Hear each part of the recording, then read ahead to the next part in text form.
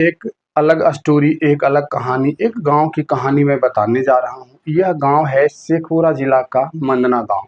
शेखपुरा जिला मुख्यालय से 5 किलोमीटर दूर पर यह गांव है। इस गांव में लखीसराय जिले के बड़हिया प्रखंड के भानपुरा गांव के लोग 50 किलोमीटर दूर से चलकर आते हैं और इसी गांव में रहते हैं। होलिका दहन का कार्यक्रम होता है और रंगोत्सव होता है, होली खेलते हैं और फिर अपने गांव अगले दिन लौटते हैं। यह एक अलग परंपरा है। पूरा गांव, बड़हिया के भानपुर गांव के पूरे लोग यहाँ चले आते हैं। इसमें बच्चे, बुजुर्ग, युवा सभी शामिल होते हैं। यह कैसी परंपरा है और कैसे इसकी शुरुआत हुई, हम इस पर आज आपको बताएंगे। दरअसल यह पूरी कहानी गंगा स्नान और बजरंगबली की मूर्ति मिलने से जुड़ी हुई है। मंदना गांव के लोग बताते हैं कि उनके गांव के एक बुजुर्ग गंगा स्नान के लिए बड़हिया की ओर जा रहे थे। इसी दौरान भानपुर गांव के लोग भी उनसे मिले।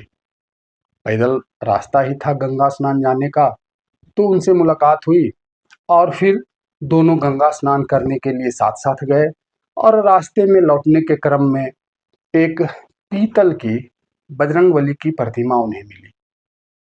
मंदना गांव के बुजुर्ग और भानपुर गांव के बुजुर्ग ने आपसी सहमति से इस प्रतिमा को मंदना गांव में स्थापित करने का निर्णय लिया और सामूहिक रूप से, मित्र भाव से, प्रेम से इसकी पूजा करने की चर्चा हुई। मंदना गांव के बुजुर्ग ने ऐसा ही किया। भानपुरा गांव से कुछ लोग आए और उस पूजा में शामिल हुए। होली के आसपास ही यह पूजा हुई और धीरे धीरे एक दो लोग भानपुर गांव से यहाँ पूजा करने के लिए आते रहे।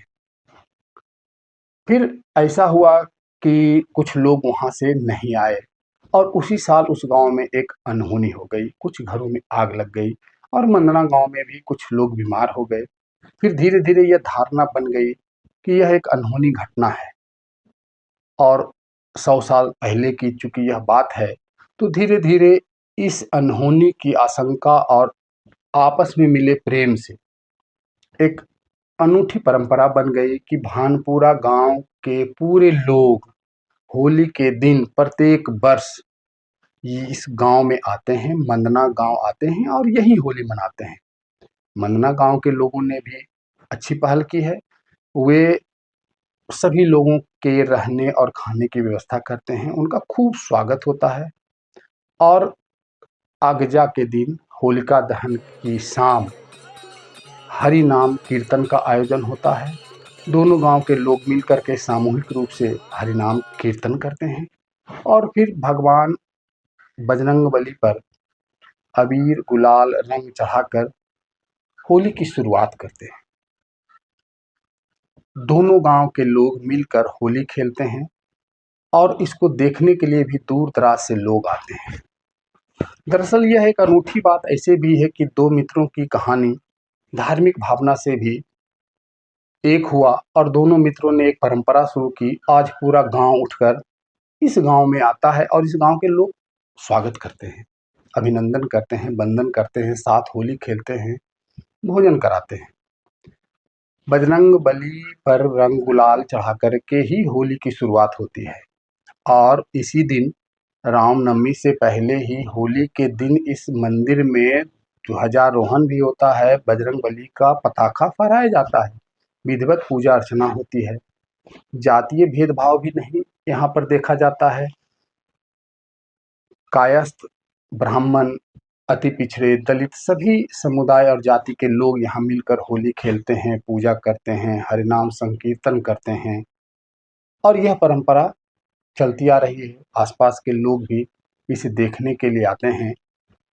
उत्साह होता है, लोगों में खुशी भी होती है, उत्साह भी होता है और रंग और गुलाल से सभी सराबोर हो जाते हैं।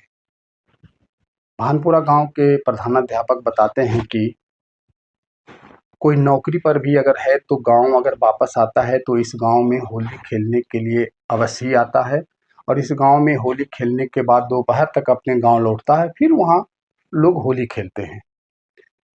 होली की विलुप्त होती कई परंपराओं के बीच आज यह परंपरा मंदना और भानपुरा गांव के लोग निभा रहे हैं।